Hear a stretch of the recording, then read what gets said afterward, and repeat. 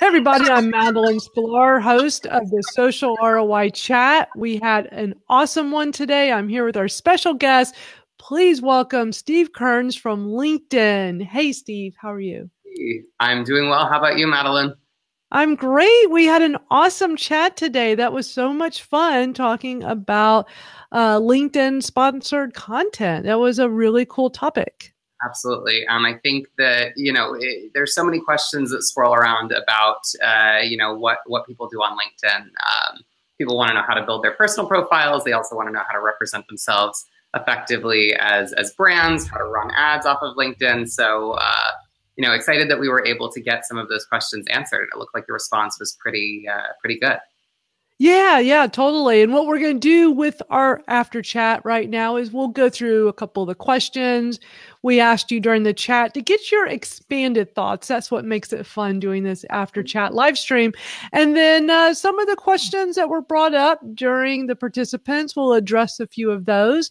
So let's dive right in. Tell everybody a little bit about yourself and what all you do at LinkedIn. Yeah, absolutely. So, my name is Steve Kearns. I run our social media presence on behalf of two lines of business here at LinkedIn. So that is our Sales Navigator business. So any salespeople in the house, if you use, the platform we have called Sales Navigator, I run our social media presence for that. And then I also run our social media presence for our ads business. So that's going to be everything, we just talked about sponsored content, all types of native advertising, sponsored in-mail, so on and so forth. I sit on like a larger content marketing team, and really our goal is to help educate people about, what you can do from a business perspective on LinkedIn, what business solutions we have, and how that can really help you grow your business and optimize. So, we also have a whole consumer team here at LinkedIn that focuses on tips, tricks, and best practices for building out your own personal profile. We're a pretty big shop, so lots of people moving in lots of different directions. But it's super fun getting to work in the social media space. We have the unique positioning of getting to market to marketers and to salespeople. So they're individuals who can sort of know what we're talking about. They know the space we're in. So, you can kind of talk shop and get into the nitty gritty without people being confused. So it's a really fun role. Yeah, super cool. And you and I got to meet last month at Marketo's big summit in San Francisco. It was so much fun getting to meet you. We had met online, but getting to meet in person is always fun. And you are just super smart. So I knew we had to bring you on this Twitter chat and have you share with us. Our topic today is LinkedIn sponsored content, everything you need to know. So I thought we would just address a couple of the questions we asked you during the chat so we can actually hear you talk these answers out and give us a little bit more expanded thoughts on it. So how's that sound? Does that sound good to you? That's perfect. Awesome. So question number one, simple question. What role does content marketing play on LinkedIn? Yeah, so it's interesting. We are, like I said, I'm on a content marketing team. So this is really what we talk about all day. It's kind of the baseline for every engagement that you want to have on LinkedIn, whether it's your, from your personal profile or from your professional profile. So sort of our big mantra here at LinkedIn, it's called members first. So every business decision we make, every social media post we craft, every blog post we craft, before we're interested in making money, we're interested in making sure that it's serving effectively the needs of our community and of our members who, don't necessarily pay anything to be on LinkedIn. So, with that in mind, that's sort of the lens through which we think about content marketing. Obviously LinkedIn is a professional platform. It is a place where people go to put their best foot forward professionally. So, we like to recommend that, something I mentioned, I think in one of my answers was the fact that the content you're producing has to be, a huge value add to your audience. So, you don't want to be putting out stuff that people would consider to be spammy.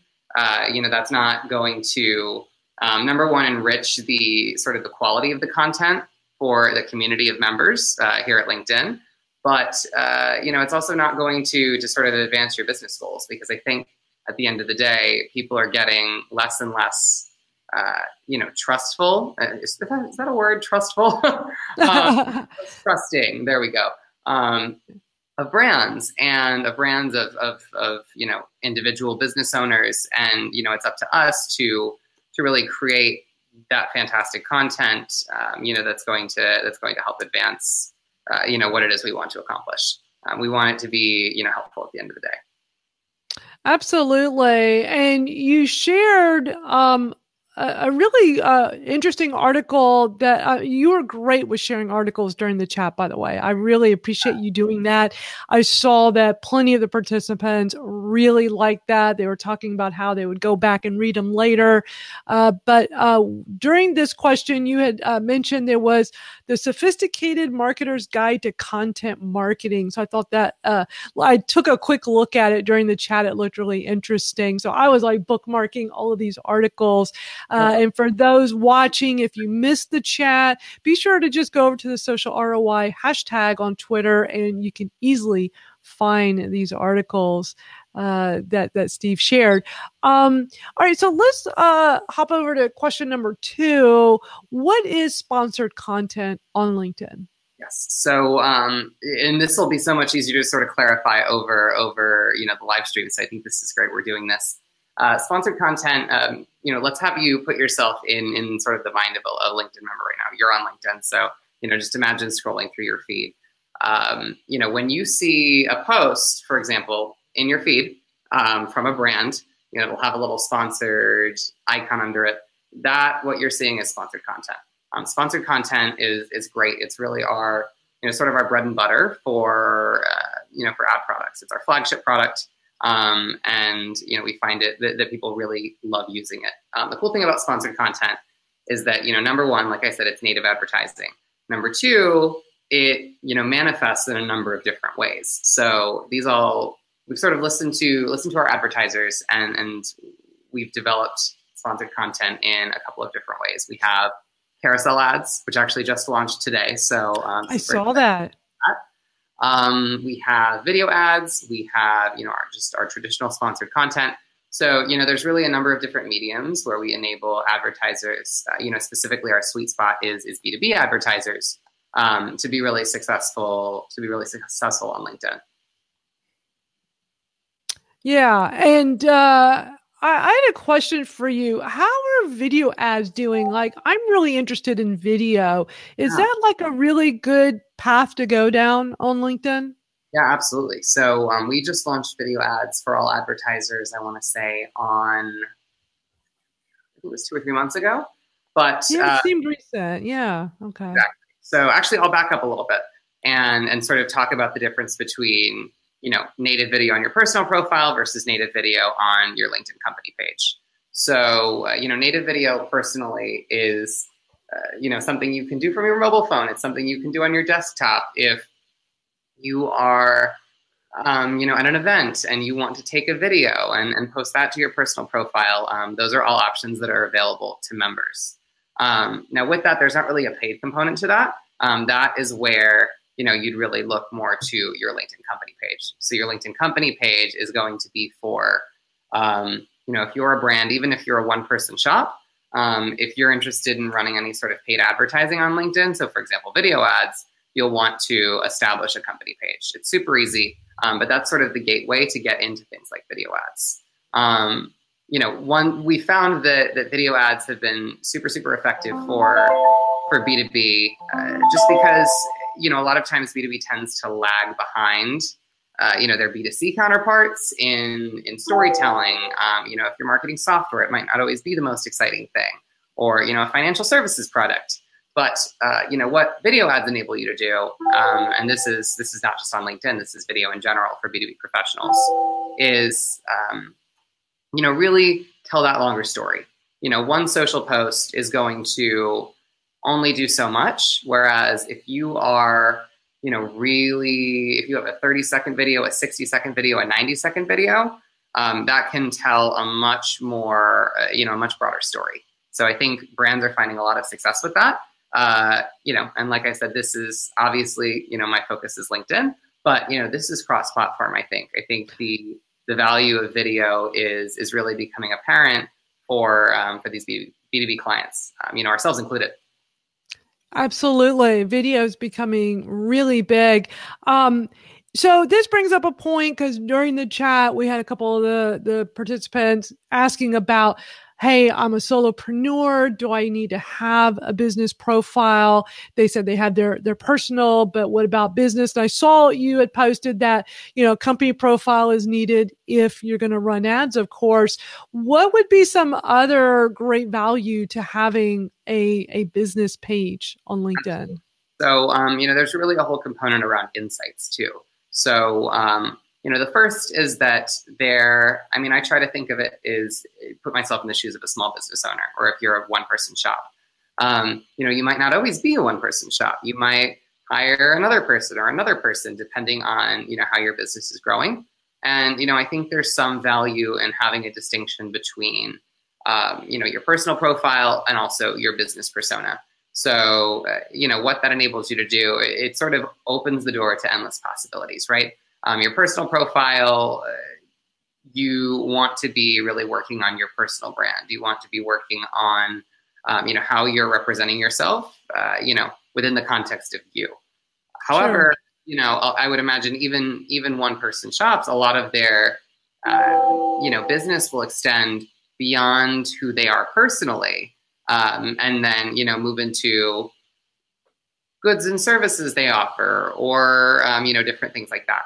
So what the company page enables you to do is really to start to build a center of excellence, a center of content for your business. So, there's obviously going to be a feed. So when someone searches for your business, they're going to see all of the different posts you've been posting over the last few months or years, or whatever that time parameter is. You will have obviously the opportunity to run advertising, which you can't do from a personal profile. You are going to have opportunities to get sort of those deeper metrics, and those metrics specific to, again, a business. So, we have different components that are built into what we call LinkedIn Campaign Manager. It's our self-serve advertising platform, where, if you install an insight tag on your website that's specific to LinkedIn, you can then go into our ads platform without spending any money and, essentially get that data of, okay, who's visiting my website? What are their, what's their demographic information? That's sort of cross-referenced with LinkedIn. And, those are things you're not going to be able to do on your personal profile. So, unless it's really going to make it strange where you have to segment in a way that doesn't necessarily make sense for your business, I think my first instinct is to always suggest, start the company page, build that organic presence, really establish some thought leadership on behalf of your business, and, use it as a place to share your value proposition. Yeah, love that. Great tips. Now, I have not ventured into advertising on LinkedIn. I will say it out loud. I'm embarrassed. I need to spend a little time doing that. Do you have just some simple tips for I wouldn't even really know how to even start. What kind of, I definitely would like to do some sponsored posts. Any suggestions on how to even get started? Absolutely. So, really like I said, the first step is having that LinkedIn company page. That is, what we want to, that's the only way you're going to be able to advertise on LinkedIn, is if you have one of those. After that, I think it's really sitting down with yourself. And this is just, this is a big, just general marketing tip of identifying what your objectives are, because before you go and spend any money, especially advertising is not cheap, especially if you're a small business. You want to make sure that your business goals are clear, and whatever you're doing is hopefully going to serve those business goals. So that's just that's general right there. Once you get onto the LinkedIn Campaign Manager, I'd say our big differentiator, and what you really want to focus on, is targeting. So the great thing about LinkedIn specifically for B2B is that, we have people, when you enter, essentially when you enter in your information to your LinkedIn profile, you're adding, really rich data about, your professional interests, your industry, your location, your seniority level. And all that, is really going to help marketers go into the back end, or business owners go into the back end, and, create very custom targeted ads that are hopefully, more likely to convert because the audience is that more crystal clear. So again, this is all, really specific to B2B. We also, are really successful with high consideration B2C. So those are things like, big purchases, car brands love us. It's luxury goods and services, things of that nature, where it would definitely be like a little bit of a longer buying cycle. So I'd say definitely check out the targeting. That's going to be huge. And the insight tag is going to be huge as well. So the insight tag is what I mentioned earlier about, that really helps unlock all of these different demographic and professional information that's coming from your website, it's coming from the LinkedIn platform.